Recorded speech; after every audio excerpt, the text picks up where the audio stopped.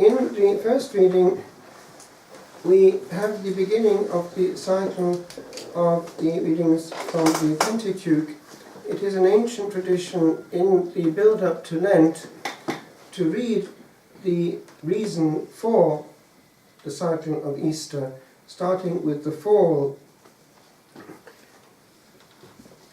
Here we have the first part of the story of creation, and we notice that there is, as it were, a response that comes every time God does something. He saw what he had done, and he found that it was very good. In philosophy one says, bonum est diffusum sui, good is diffuse of itself, and God, being essential goodness, radiates goodness. And that is his project also in creation. The first jarring note came before this moment, when there had been a pre-historic fall in the realm of the angels. Therefore, when this happened, it was already a second cycle of creation, this time in the material world. And we see, of course, the two intersecting when we have the serpent coming in.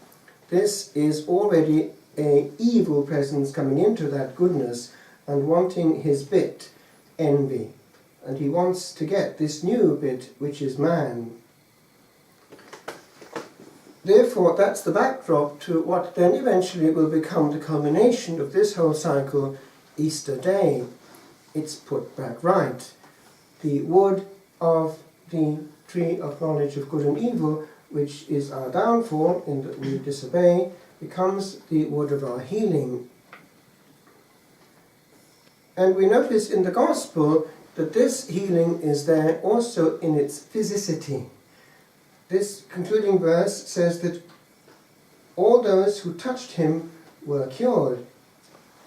In Cardiff, of which it would be the local feast today, St. Taylor, one of those who brought the faith to that area, there is a big temple. It's called the City Temple, fairly close to the centre of Cardiff. One can't miss it as one comes in.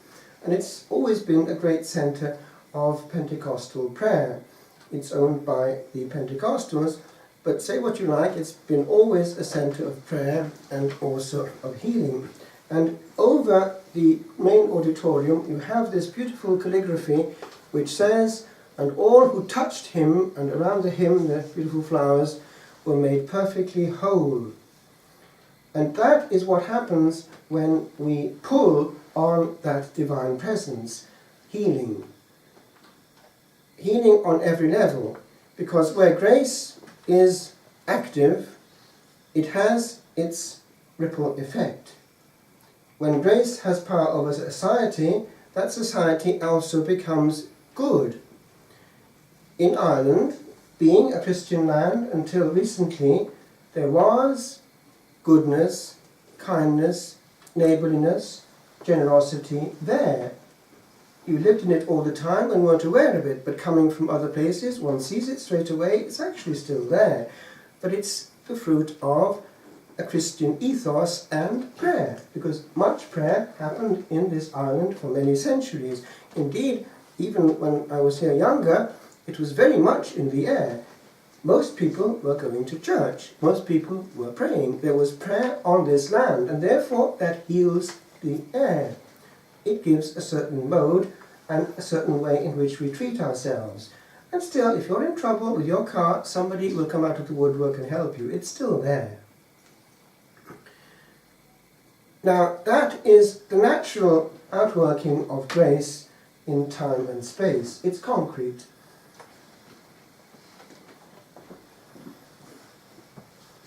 When Christianity started on its journey through time and space, that same serpent wasn't happy about it.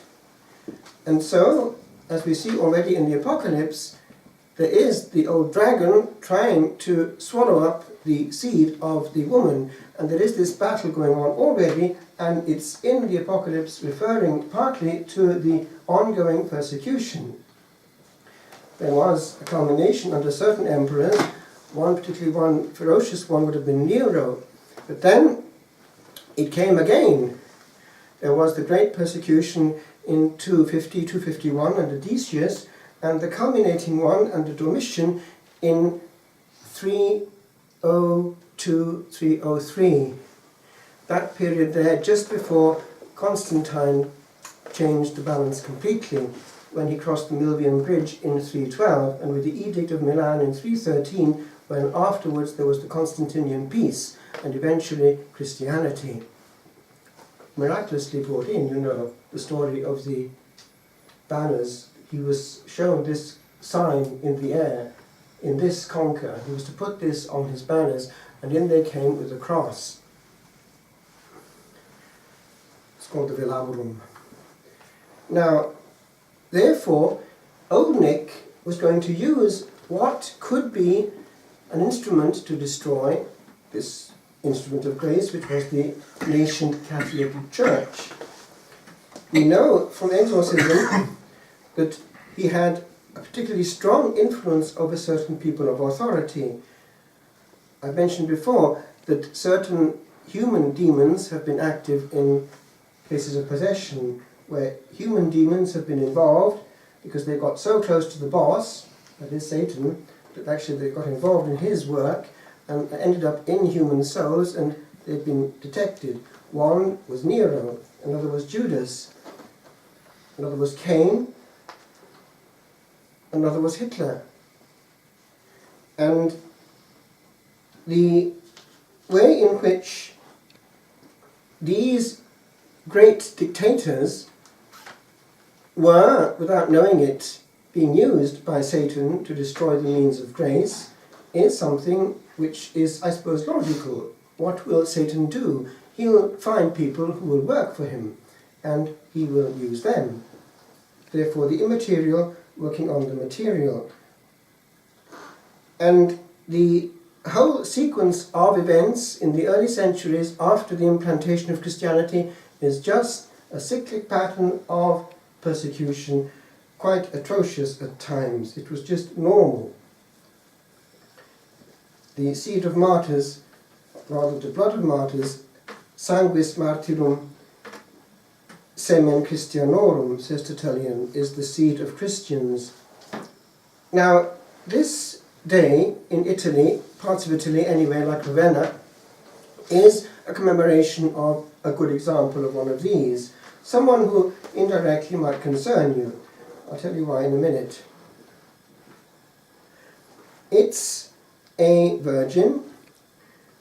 Her name is Apollonia. Now, we have a bit about her which is historically accurate. Ecclesiastical historians have claimed that in the last years of Emperor Philip the Arab, his dates are 244 to 249. Notice the date there, 249, that's just before the great persecution of Decius.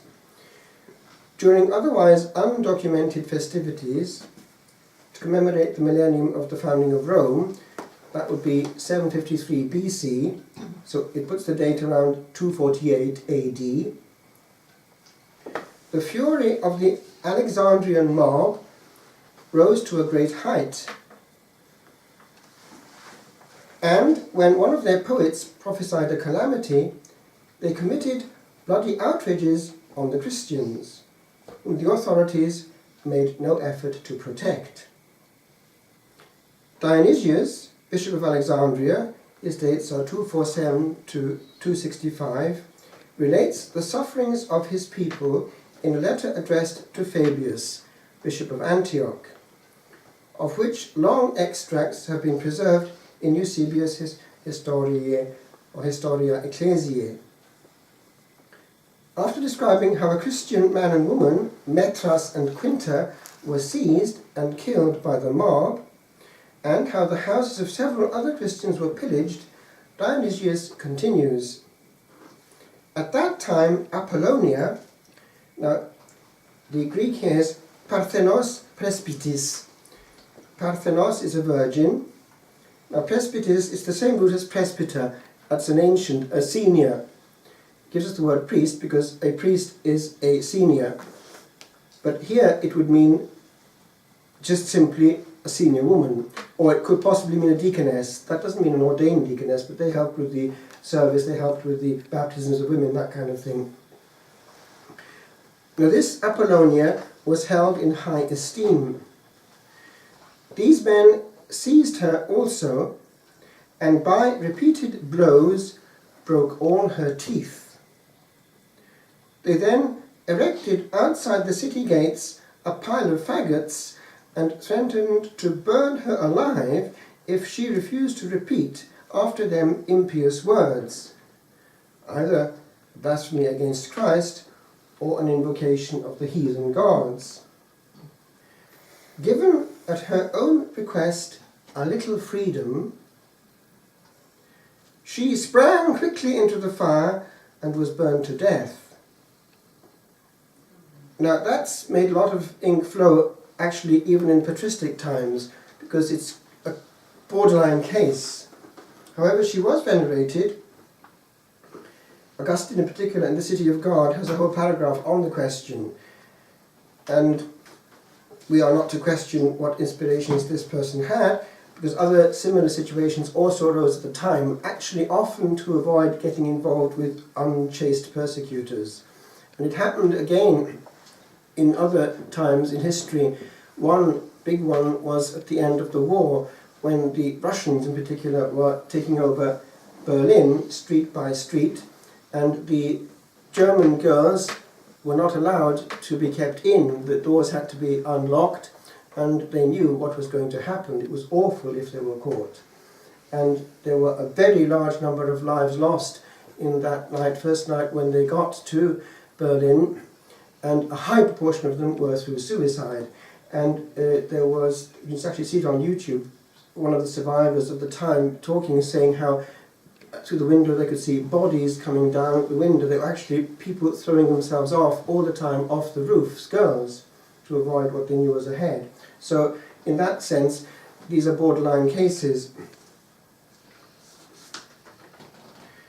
Now, what happened here was that the likes of Nero enjoyed inventing tortures of an ingenious kind. That's earlier, of course. Nero was responsible for both Peter and Paul, and the Roman Christians were celebrated on the 30th of June. They were put in skins of animals, and these skins were covered in pitch, which would burn easily, and ignited, and they were used as living torches in the gardens of Nero while he ate. Or they might be put in similar sacks complete with wild animals who would eat them up, or that kind of thing. The details I forget, but it's in Tacitus. He has the details of these gory martyrdoms, and he's actually a neutral author, not a Christian. Now, what's happening there is that the demon is using people who, by their comportment and ingenuity, are in some way participating in his ugliness. So we see here the outworking of the kingdom of darkness. As we find in graced lands, goodness and kindness, so also in ungraced situations, we find the more people expose themselves to these inspirations and nudges from the demons and his satellites, the more too they begin to resemble him, not only in the way they look, but in the way they invent things to make other people suffer. It becomes a genuine imitation of the mean origin of sin, Satan, who was, remember, the most brilliant creature at the beginning of time. His name means bringer of light. The center of the angelic ministry of adoration is the throne of God. So that's the correct vision of things. The bowing and prostration at the divine throne, the flames of fire, the coming and going of celestial messengers. Angelos means announcer, messenger. The coming and going of celestial messengers, and what we hear from their reports, all speak of a kingdom in which the angels live as co-regents and co-workers of God. They form a perfect angelic state, a well-ordered hierarchy. At the highest level are the exalted angelic princes, those mighty angels at the throne, known as the cherubim and seraphim. Saraph in Hebrew means to burn. Im is the plural, masculine. Seraphim are the burning ones.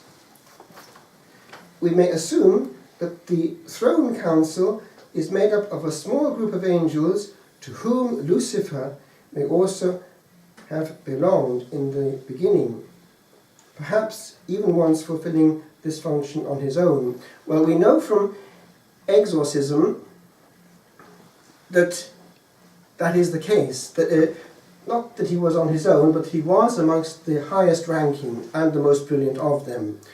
And you see what happened therefore, and it happened to us if we're not careful. If there are gifts, we end up by owning them.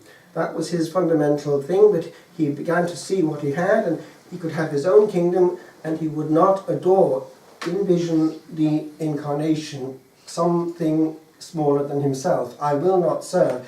He had this feeling, I can own this, I am so powerful, I will have my kingdom. Of course it was instantaneous and irreversible, and he was trying to get all the angels after him.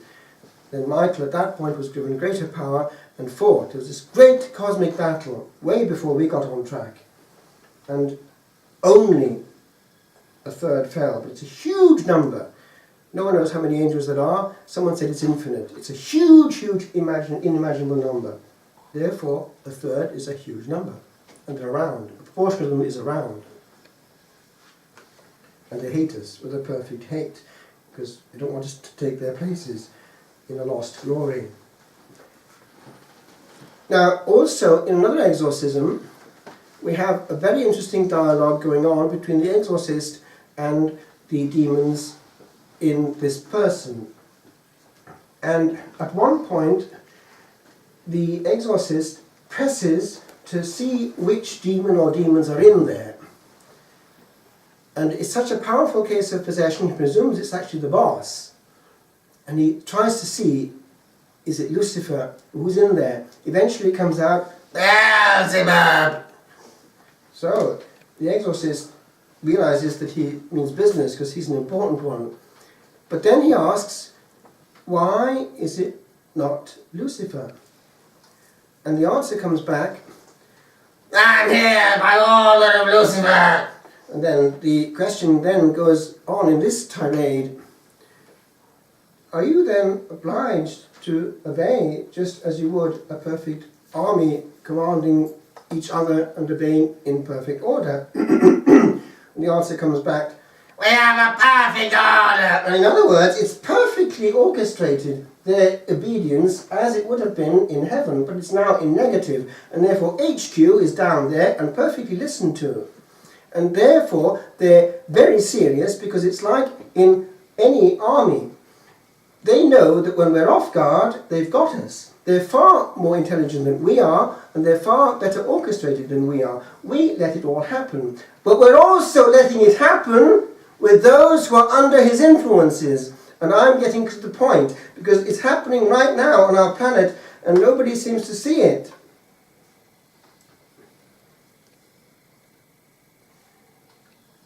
Beneath them are the thrones and dominions, principalities, powers and virtues, whereas the wide base of the pyramid is composed of the archangels and the vast multitudes of angels who are sent out to minister to us, therefore they're active as well. Great power and authority has been bestowed upon these mighty and glorious angels. Now, people who are under the influence of Satan will, without knowing it, be given solicitations to do ugly things. The demon hasn't direct power over the faculty of the will, but has a certain influence over the imagination, and that's how he gets the key of the will, through making things attractive, through giving images. He can do that. Be careful, therefore, of what you find yourself thinking about and what you let yourself imprint itself in your mind from bad images coming in from the outside, some, as it were, with demonic attachment and origin. Demons can actually discreetly come out of screens. Now, people who therefore, bit by bit, open themselves to ugly suggestions, are being inspired, nudged by genuine energies which are demonic. As we, when we open ourselves to the Holy Spirit and to our guardian angel, who can do the same for our good, become more elastic, vibrant and usable. We pick things up, the antennae are functioning, and we more easily can refine our system, sharpen anything which is in us to pick things up, so that we pick up all the tiny nudges, and they are there. And the more we cultivate them, the more we are able to receive them, because our guardian angel is very generous in what he wants to do, but we don't use him.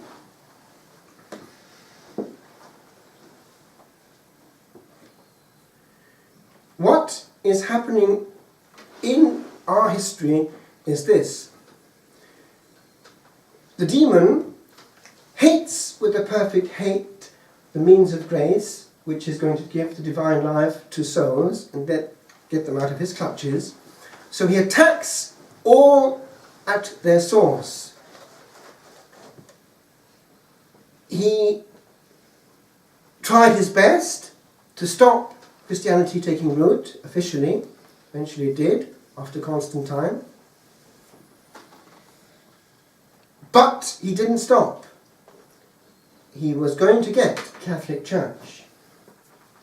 First of all, he weakened it, notably in Africa, with a powerful schism or heresy, but they had the sacraments, but it was not right, the Donatist split. Enough to make it weak, not to resist, when he was able to use a man to be his instrument to destroy. If one looks carefully at the history of the origin of Islam, one sees probably that Muhammad saw what he thought was the angel Gabriel, but was in fact, because the angel Gabriel could never have said what he's purported to have said, the demon, but didn't have enough to cop on. And he took bits of Judaism, Christianity, which he found in the area, and made his own thing. And if one studies the evolution of it, even in his own writings, one sees it's incongruous, incoherent, and the later texts contradict the first and become more and more aggressive. It's the earlier ones that they quote officially, but the others which they live in practice. And in that, it was going to be a very strong means of reducing the number of Christians because of a new element coming in, although not new because the Romans did the same for their own gods. It was going to be physical violence to oblige, conquer by the sword, convert or else. And coupled with that, the demon was able to invite them to produce as many children as they possibly could. Therefore, polygamy. If one observes, one sees a demographic increase of the Muslim population, which is quite frightening, compared with the way that he is very subtly reducing the number of Christians in their reproduction. So, he knows exactly what he's doing.